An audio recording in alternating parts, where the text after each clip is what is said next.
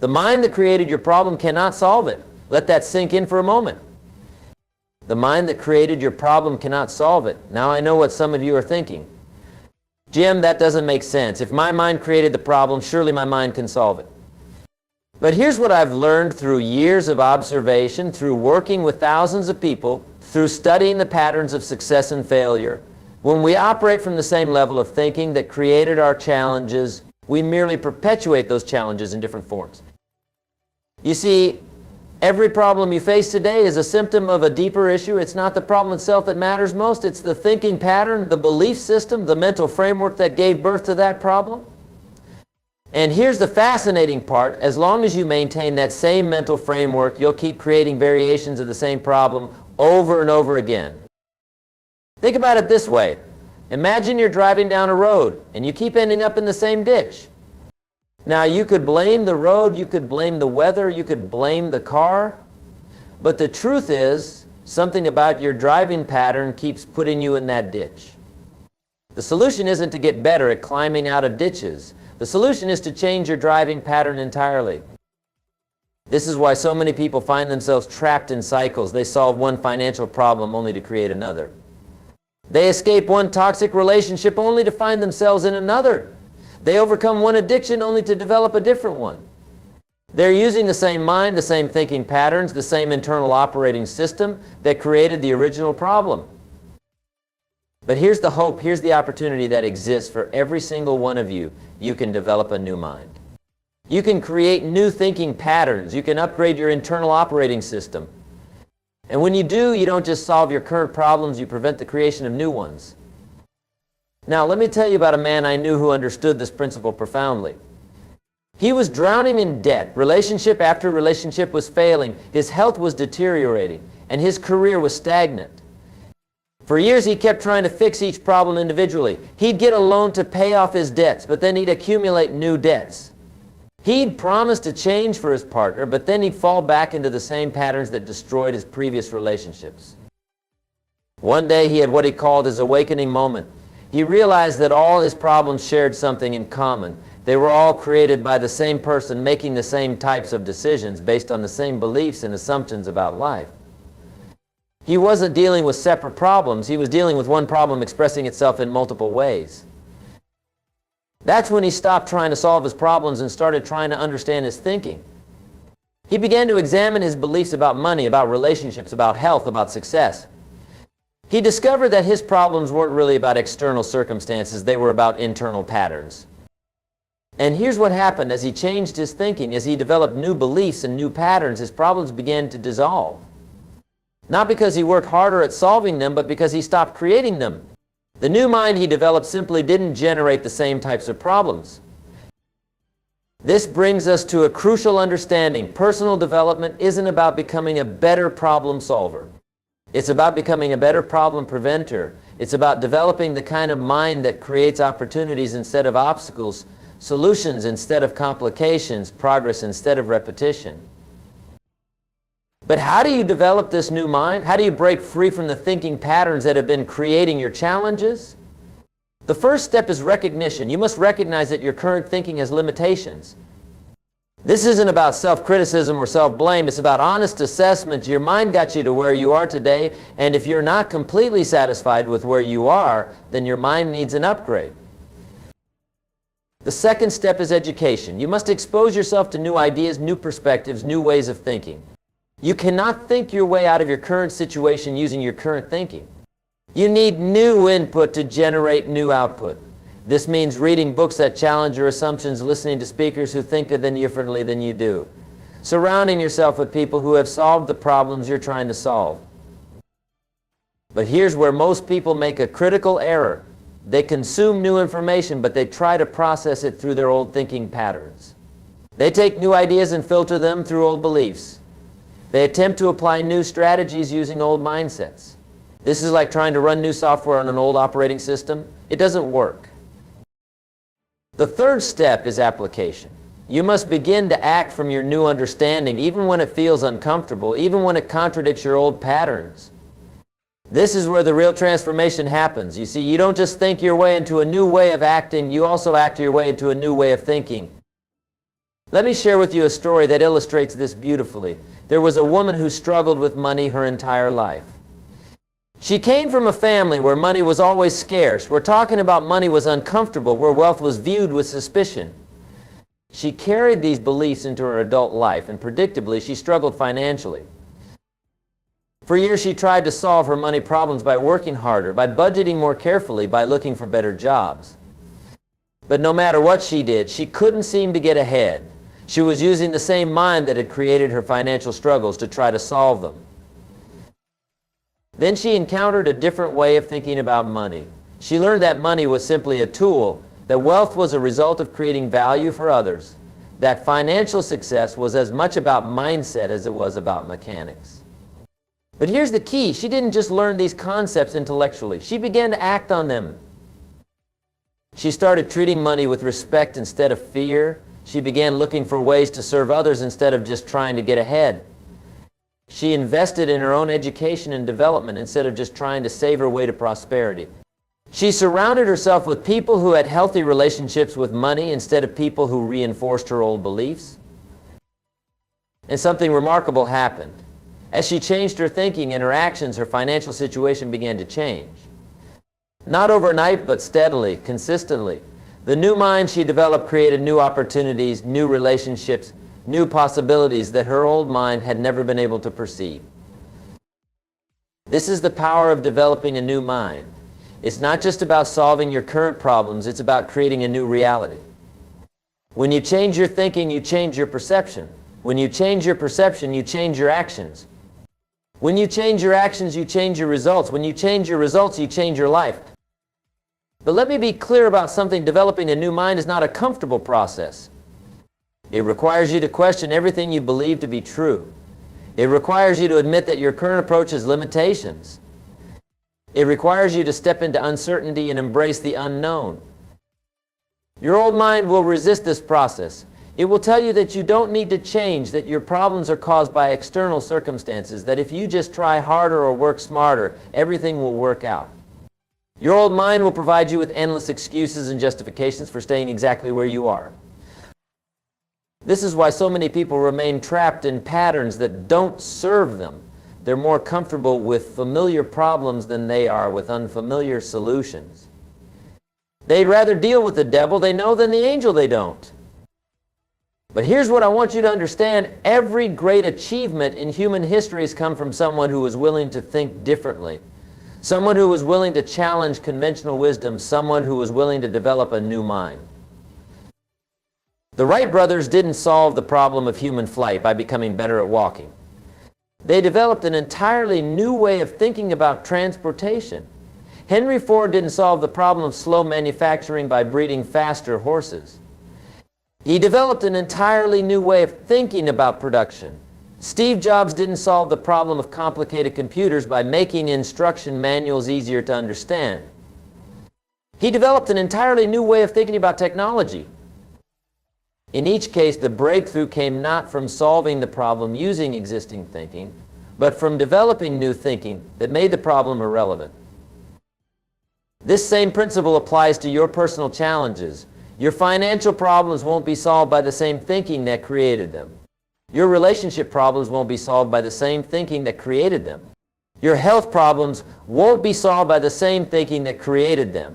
Your career problems won't be solved by the same thinking that created them. But here's the beautiful part. When you develop a new mind, you don't just solve one problem. You upgrade your entire life. You become a different person, someone who naturally creates better results, someone who attracts better opportunities, someone who builds better relationships. Now let me share with you some practical steps for developing this new mind. First, you must become aware of your current thinking patterns. Most people are unconscious of their own thoughts. They're not aware of the internal dialogue that's constantly running in their heads. They're not aware of the assumptions they make, the beliefs they hold, the stories they tell themselves. Start paying attention to your thoughts. Notice what you think about when you think about money. Notice what you think about when you think about relationships. Notice what you think about when you think about your future. Notice what you think about when you think about your past. Notice what you think about when you think about yourself. You'll be amazed at what you discover. You'll find thoughts that you didn't even know you were thinking. You'll find beliefs that you didn't even know you held. You'll find patterns that you didn't even know you were repeating. This awareness is the foundation of change. You cannot change what you're not aware of. You cannot transform what you don't acknowledge. You cannot upgrade what you don't recognize needs upgrading. Second, you must begin to question your assumptions. Just because you've always thought something doesn't make it true. Just because your family believes something doesn't make it fact. Just because society accepts something doesn't make it helpful. Question everything. Why do you believe what you believe about money? Where did those beliefs come from? Are they serving you? Why do you think what you think about relationships? Where did those ideas originate? Are they creating the results you want? This questioning process can be uncomfortable because it challenges the very foundations of your identity. But remember, your identity is not fixed. It's not permanent. It's simply a collection of thoughts and beliefs that you've accepted as true. And you can change those thoughts and beliefs. Third, you must actively seek new input. You cannot develop a new mind by exposing yourself to the same information you've always consumed. You cannot think new thoughts by reading the same books, listening to the same people, having the same conversations. Seek out books that challenge your thinking. Listen to speakers who offer different perspectives. Engage with people who have achieved what you want to achieve. Travel to places that expand your worldview. Take classes that stretch your understanding. But remember, it's not enough to just consume new information. You must also reflect on it. You must consider how it applies to your life. You must think about how it might change your approach to your challenges. Fourth, you must begin to act from your new understanding, even when it feels uncomfortable. This is perhaps the most challenging part of the process because it requires you to do things differently before you fully believe they'll work. If you're learning new ways of thinking about money, you must begin to handle money differently. If you're learning new ways of thinking about relationships, you must begin to relate to people differently. If you're learning new ways of thinking about health, you must begin to treat your body differently. This creates a feedback loop. As you act from your new understanding, you get new results. As you get new results, your confidence in your new thinking grows. As your confidence grows, you're willing to act even more boldly from your new understanding. But here's something crucial to understand. This process takes time. You didn't develop your current thinking patterns overnight, and you won't replace them overnight. Be patient with yourself. Be persistent in your efforts. Be committed to the process even when progress seems slow. Remember, you're not just changing your mind, you're changing your life. You're not just solving your current problems, you're preventing future ones. You're not just becoming a better problem solver, you're becoming a better problem preventer. Let me tell you about another person who exemplified this principle. He was a man who had struggled with his weight his entire adult life. He tried every diet, every exercise program, every quick fix that promised results. He'd lose weight, then gain it back. He'd get motivated, then lose motivation. He'd make progress, then slide backwards. For years, he focused on changing his eating habits and his exercise routine. But he never examined the thinking that drove those habits. He never questioned the beliefs that created his relationship with food. He never challenged the assumptions that governed his lifestyle choices. Then he realized that his weight problem wasn't really about food or exercise. It was about how he thought about himself, how he dealt with stress, how he handled emotions, how he defined comfort and pleasure. His eating and exercise patterns were just symptoms of deeper thinking patterns. So instead of going on another diet, he went on a journey of mental transformation. He examined his beliefs about health, about discipline, about self-worth. He challenged his assumptions about what it meant to take care of himself. He developed new ways of thinking about food, about exercise, about his body. And something remarkable happened. As his thinking changed, his behaviors changed naturally. He didn't have to force himself to eat differently. He wanted to eat differently. He didn't have to make himself exercise. He looked forward to being active. The new mind he developed created new desires, new preferences, new habits. Not only did he solve his weight problem, but he also solved several other problems he hadn't even been working on. His relationships improved because he felt better about himself. His career advanced because he had more energy and confidence. His finances improved because he stopped using shopping and eating as emotional coping mechanisms. This is the power of addressing problems at the level of thinking rather than just at the level of symptoms. When you change your mind, you change your entire experience of life. But let me address something that might be concerning some of you. You might be thinking, if I change my thinking, will I still be me? Will I lose my identity? Will I become someone I don't recognize? Here's the truth. You won't lose yourself, you'll find yourself. You won't become someone else. You'll become who you were always meant to be. Your authentic self isn't defined by your problems or your limitations. Your authentic self is defined by your potential, your possibilities, your capacity for growth and contribution. When you develop a new mind, you're not abandoning who you are. You're discovering who you can become. You're not rejecting your past. You're creating your future. You're not denying your history. You're writing your destiny. Think of it this way. A caterpillar doesn't lose its identity when it becomes a butterfly. It fulfills its identity. It becomes what it was always capable of becoming. The transformation process doesn't destroy the caterpillar. It reveals the butterfly that was always inside. The same is true for you. Inside you right now is a version of yourself that doesn't struggle with the problems you're currently facing. Inside you right now is a version of yourself that naturally creates the results you want. Inside you right now is a version of yourself that has developed the kind of mind that generates solutions instead of problems. Your job is not to become someone else. Your job is to become who you already are at your highest potential. And that requires developing a new mind, a mind that operates at a higher level than the one that created your current challenges. Now let me share with you some of the characteristics of this new mind, this upgraded way of thinking. First, the new mind focuses on possibilities rather than problems. Instead of asking, why can't I? It asks, how can I? Instead of seeing obstacles, it sees opportunities. Instead of focusing on what's wrong, it focuses on what's possible. This doesn't mean ignoring problems or pretending they don't exist. It means approaching problems from a different angle, with a different energy, with a different expectation. When you focus on possibilities, you activate your creative thinking. When you focus on problems, you activate your defensive thinking.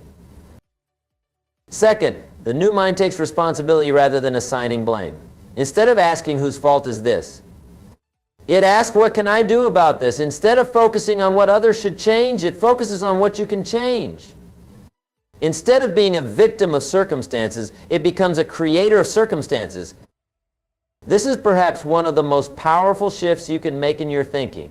When you take responsibility for your results, you take control of your future. When you blame others or circumstances, you give away your power to change. Third, the new mind thinks in terms of growth rather than limitations. Instead of saying, I can't do that, it says, I can't do that yet. Instead of seeing failures as proof of inability, it sees them as opportunities for learning. Instead of being constrained by past performance, it's inspired by future potential. This growth mindset is essential for developing new capabilities. When you believe you can learn, improve, and develop, you're willing to take on challenges that would intimidate a fixed mindset. You're willing to fail, learn, and try again. Fourth, the new mind creates value rather than just consuming it. Instead of asking, what can I get? It asks, what can I give? Instead of focusing on what's in it for me, it focuses on how it can serve others. Instead of being a taker, it becomes a giver. This shift in focus transforms your entire approach to life. When you focus on creating value, you become valuable. When you focus on serving others, you become significant. When you focus on contributing, you become connected. Fifth, the new mind thinks long-term rather than short-term. Instead of asking what feels good right now, it asks what will serve me in the long run. Instead of being driven by immediate gratification, it's guided by long-term vision. Instead of making decisions based on emotions, it makes decisions based on values and principles. This long-term thinking is crucial for creating lasting change. Most problems are created by short-term thinking. Most solutions require long-term commitment. When you develop the ability to delay gratification and make decisions based on long-term consequences, you dramatically improve your ability to create the life you want. These characteristics of the new mind aren't just nice ideas or inspirational concepts. They're practical thinking tools that will transform your ability to navigate life's challenges and create the results you desire. But here's what I want you to understand. Developing this new mind is not a one-time event. It's an ongoing process. It's not something you achieve once and then you're done. It's something you cultivate every day in every situation with every decision. Every day you have the opportunity to choose between operating from your old mind or your new mind. Every challenge you face is an opportunity to practice thinking differently. Every problem you encounter is a chance to respond from a higher level of thinking. And here's the beautiful part. The more you practice thinking from this new mind, the more natural it becomes. What feels awkward and uncomfortable at first becomes smooth and automatic. What requires conscious effort initially becomes unconscious competence eventually. Let me share with you a story that perfectly illustrates this transformation. There was a man who had always struggled with making decisions. He would agonize over every choice, second-guess himself constantly, and often end up paralyzed by indecision. This pattern had cost him opportunities, relationships, and peace of mind. He recognized that his decision-making problems weren't really about the decisions themselves, they were about his thinking process. He had developed a mind that focused on all the things that could go wrong, that overanalyzed every possibility, that sought perfection rather than progress. So he began to develop a new decision-making mind. He started focusing on what could go right instead of what could go wrong. He began making decisions based on his values rather than his fears. He developed the ability to gather sufficient information without falling into the trap of analysis paralysis. At first, this new approach felt uncomfortable. His old mind kept telling him he wasn't being careful enough, that he needed more information, and he was being reckless. But he persisted in practicing his new way of thinking. Gradually, his decision-making improved. He began making choices more quickly and confidently. He started taking action instead of just thinking about taking action. He developed the ability to make course corrections along the way rather than trying to make perfect decisions from the start. But here's what was most remarkable. As his decision-making improved, every area of his life improved. His career advanced because he was willing to take calculated risks. His relationships deepened because he was willing to be vulnerable and authentic. His finances improved because he was willing to make investment decisions. His health improved because he was willing to make lifestyle changes. One shift in thinking created a cascade of positive changes throughout his entire life. This is the power of developing a new mind. It's not just about solving one problem, it's about upgrading your entire approach to life. Now, as we near the end of our time together, I want to leave you with this thought. You have the power to create a new mind. You have the ability to develop new thinking patterns. You have the capacity to break free from the limitations that have been holding you back. But it requires a decision. It requires a commitment. It requires the willingness to be uncomfortable while you're growing, to be uncertain while you're learning, to be patient while you're transforming. The mind that created your current problems cannot solve them, but you can create a new mind that prevents those problems from recurring. You can develop new thinking patterns that generate new possibilities. You can upgrade your internal operating system to create better external results. The question is not whether you can do this. The question is whether you will do this. The question is not whether it's possible. The question is whether you're willing to pay the price that transformation requires. And that price is not money, it's not time, it's not effort. The price is the willingness to let go of who you've been to become who you can be. The price is the courage to question your assumptions, challenge your beliefs, and step into a new way of thinking. But here's what I promise you, if you're willing to pay that price, if you're willing to develop a new mind, you'll not only solve your current problems, you'll prevent the creation of new ones. You'll not only improve your current situation, you'll create a new reality. You'll not only change your circumstances, you'll change your life. The mind that created your problem cannot solve it, but you can create a new mind that makes the problem irrelevant. You can develop new thinking that generates new possibilities. You can upgrade your mental operating system to create the life you've always dreamed of living. The choice is yours. The power is yours. The opportunity is yours. And the time is now. Thank you.